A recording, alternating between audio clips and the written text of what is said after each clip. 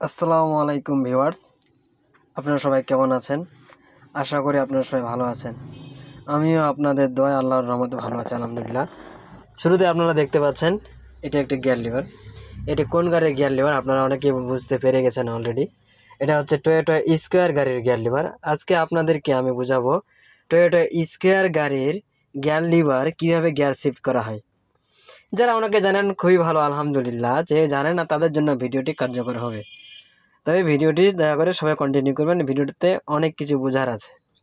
প্রথমে আমি এই যে ব্রেক পেডেলে পাড়া দিয়ে যে সুইচ বাটনে চাপ দিয়ে গাড়িটি স্টার্ট করে নিলাম। এই যে আমার গাড়িটি স্টার্ট হয়ে গেল। বর্তমানে আমার গাড়িটি স্টার্টে আছে। তো বর্তমানে গাড়িটি পার্কিংয়ে আছে। আমি একটু গরমের কারণে আমি একটু এসিটা বাড়িয়ে দিই। এখানে এই টয়োটা স্কোয়ার গাড়ির এসি ফাংশন সব এখানেই, gear liver plus AC function. আপনারা যে যে জায়গায় কিছু বলতে পারেন এটাকে। তো আমি একটু এসিটা বাড়িয়ে নিলাম, এই যে এসিটার হাওয়াটা একটু বাড়িয়ে নিলাম। যাক, আমি এখন আসি টয়োটা স্কোয়ার গাড়ির গিয়ার লিভার কীভাবে শিফট করতে হয়। আমরা মূলত সবাই জানি অটো গাড়ি কীভাবে গিয়ার লাগাতে হয়, কিন্তু স্কোয়ার গাড়ি এটা একটু ডিফারেন্ট। তো আগের নেই, আমরা যেরকম অটো গাড়ি চালিয়েছি সেই অটো গাড়িতে আমরা ব্রেক পেডেলে পাড়া দিব। পাড়া দিয়ে এই যে এখন গিয়ার লিভারটা ধরবো। এই গিয়ার লিভারটা সোজা দেখেন আপনারা। এখন আমি ডিতে দিব, গিয়ার লাগাবো কিভাবে। বর্তমানে আমারটি পার্কিংয়ে আছে, দেখেন এই যে এখানে ড্যাশবোর্ডে লেখা আছে পার্কিং। এই যে বর্তমানে এই যে পার্কিংয়ে আছে।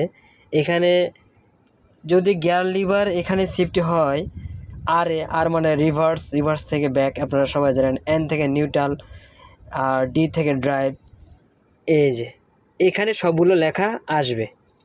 তো আর বির কাজ হচ্ছে বেজমেন্ট থেকে ওঠার সময়, বা আপনি মনে করেন যে মানে গাড়িটাতে শক্তি হবে, মনে করেন যে বরফের রাস্তায় গাড়ি চালাচ্ছেন, তখন এটা কাজে লাগে। তো যেহেতু আমাদের বাংলাদেশে বরফ নাই আর বেজমেন্টও অত উঁচু নিচু না, পাহাড়ে উঠতে হচ্ছে না, সেহেতু আমি ওটা বাদ দিলাম। তদ্রূপ আমরা ভিডিওটা কন্টিনিউ করি। এই যে এখন আমরা ব্রেক পেডেলে পাড়া দিব, পাড়া দিয়ে আমরা ডিতে শিফট করব। এই যে দেখেন গিয়ার লিভার কীভাবে শিফট করবেন। এটা গিয়ার লিভার, এটা এভাবে ধরে এভাবে দেব।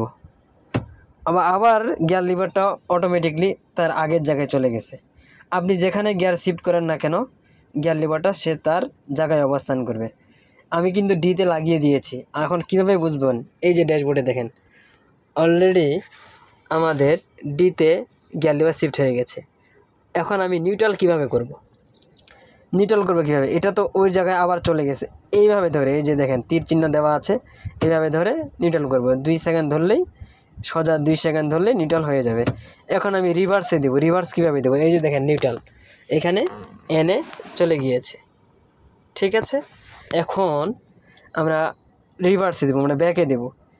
এই যে গিয়ার লিভারটা আগের মধ্যে ধরে এই যে সামনে দেবো, দিয়ে দিলাম। এই যে পিছনে আমার ব্যাক ক্যামেরা সব কিছু দেখা যাচ্ছে, দেখছেন। এবং ড্যাশবোর্ডে আর লেখাতে গিয়ারটা শিফট হয়ে গেছে। এই হচ্ছে গিয়ার লিভারের কাজ। আর এখানে আরেকটি কথা হচ্ছে, এটা পার্কিংয়ের। এখন পার্কিং আমরা কিভাবে করব। এখানে তো পার্কিং লেখা নাই। পার্কিংয়ের জন্য এই যে দেখতে পাচ্ছেন এখানে একটা বাটন আছে। গাড়ি এখন আমার আছে নিউট্রাল অবস্থায়, এই যে দেখেন মধ্যখানে এন নিউট্রাল অবস্থায় আছে। এখন পার্কিংয়ে কীভাবে করব, আমরা এই পার্কিং বাটনে সুইচ দিলেই পার্কিং হয়ে গেল। এখন ভিডিওটি তাদের জন্য গুরুত্বপূর্ণ যারা নতুনভাবে আমার এই ভিডিওটি দেখতেছেন, আমার স্কোয়ার গাড়ি যারা নতুন চালাচ্ছেন।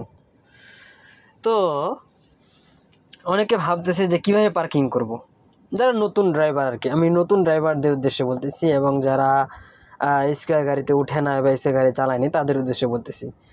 আর যারা জানেন তারা তো জানেনই ভাই, যে তারা হয়তো ভাবতে পারেন যে বড় ভাই কীভাবে কী কথা বলতেছে, এগুলো তো আমরা জানি, হাসির ঠাট্টাও করতে পারেন। কিন্তু আমি যখন নতুন গাড়িটা চালাই, যখন আমি গিয়েছিলাম এই গাড়িটা আনতে, তখন আমাকে একবার হাতে কলমে সব কিছু শিখিয়ে দেওয়া হয়েছে।